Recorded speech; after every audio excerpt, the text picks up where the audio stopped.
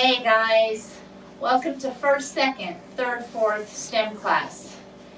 It's in my kitchen. We have a great thing planned. I think it's a pretty exciting thing. We're going to be talking about something called weight distribution. Weight is something that seems a little different when it's compressed into a smaller place. But when we spread that weight out, there's something intriguing that begins to happen. We're going to find out if something very tiny can hold something fairly heavy. This guy here is a disappointment. He's in the scene, but he's not doing anything. He's already proved he's not heavy enough for the project we've got going on. So here's what I want you to do. When we had our little drive-by pickup day, which was so much fun, you were given a plastic bag. There's things inside that plastic bag that you're going to need. There's also a few things that are not inside that plastic bag that you're going to need. The first thing you're going to need is something flat. Small and flat, this will do. This happens to be 1 square foot, and it's about 1/4 inch. It's not very big, it's plenty strong, and it's flat. That's the important part. If you don't happen to have something like this hanging around the house, get permission. Maybe Mom will let you use a baking sheet or something else. Maybe Dad's got something in the garage that you could use. Another thing you're going to need is some kind of a little trash can because we're going to get cluttered. Okay, so here's the experiment. Can something tiny hold something heavy? This is just a little tiny cup. Your white cups are a little bit different than this. This is one that you might find just on the sink in your bathroom. So here's what we're going to do.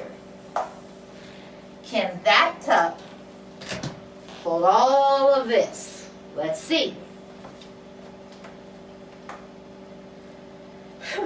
Just a little bit nervous. Here we go. Oh, wow. I didn't even get the other foot off the ground. And it's a complete crush. Not terribly surprising. A little disappointing. Not bad. What if we did it with 2? Think that's going to make any improvement? Let's see. Okay, here we are with 2. And crush. Wow. All right, we're going to keep going. How about 1, 2, 3? What's your guess, guys? And this is why you need your trash bag. All right, so we're going to go a little bit more extreme. 1, 2, 3, 4. What do you think, guys? We getting better? Here we go. And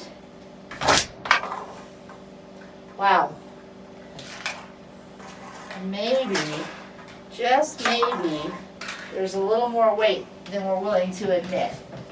Okay, well, let's try this. What if we take all the weight that when I used 1, the weight was all right here. When I used 2 and 3, I spread it out a little bit farther over the wider part of my foot. When I did it with 4, we used the longest part of my foot, and still it was crush, crush, crush. So what if I take this and set it up, and now I'm going to kind of think about maybe I can spread my weight out over the top of this board. Let's see. Are you ready? And crush. Seems to be happening over and over. But maybe it's going to be a little bit stronger with a little bit more help. Your part of the experiment is for you to continue to go and go and go. And I guess I wish I had given you a few more cups, but let's see what happens. 1 didn't work, kind of figuring 2 didn't work, 3 didn't work, 4 won't work. And the reason I'm not going to show this to you again is because the outcome is the same over and over and over. I've done this experiment a few times. I got bags worth of crushed cups. So here's what we're going to do. I happen to know that it takes 12 cups to hold all of my weight. And so here's what we're going to do. All 12 cups are on the floor. And something else that's a little bit important about this is all of them are touching each other.